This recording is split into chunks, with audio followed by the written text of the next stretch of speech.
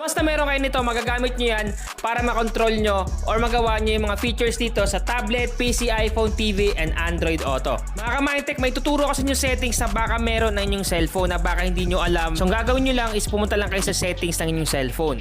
Pag nakita nyo na yung settings, i-click nyo lang.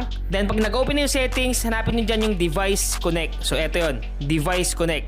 Pag hindi nyo yan makita dito sa settings ng phone nyo, yung Device Connect, ang gagawin nyo para mas madali, i-click nyo yung search engine sa taas or search bar.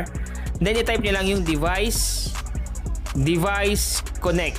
Yan yung i-type nyo, Device Connect. Once na ma-type nyo na, automatic pag meron sa inyo is lalabas yan dito. Pero sa akin kahit hindi na ako mag-search dito kasi nga meron na dito, i-click ko lang. So ito yung sinasabi ko sa inyo mga ka-Mindtech. Baka meron kayo ng katulad nito, yung Device Connect, nakalagay dito yung My Devices. So halimbawa meron kang wireless earphone katulad sa akin, Oppo Enco Buds, automatic makikita mo yan dito. At meron din ditong device connection.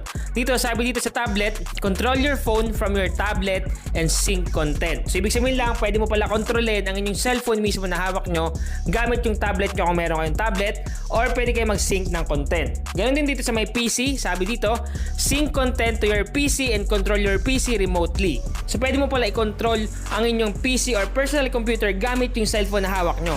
Basta meron kayo nitong feature or settings na device connect sa inyong device. At hindi lang yun, meron din ditong iPhone, share incoming calls, messages, and notification. So napakalapit kasi nga kahit sa iPhone, pwede ka na mag-share ng incoming calls mo sa cellphone mo, sa messages and notification.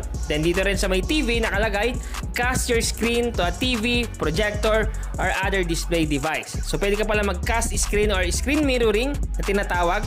Pwede ka mag-screen mirroring gamit yung cellphone mo sa TV or kahit sa projector or other devices. Then bukod dito sa apat na to, meron pa ditong Android Auto na tinatawag.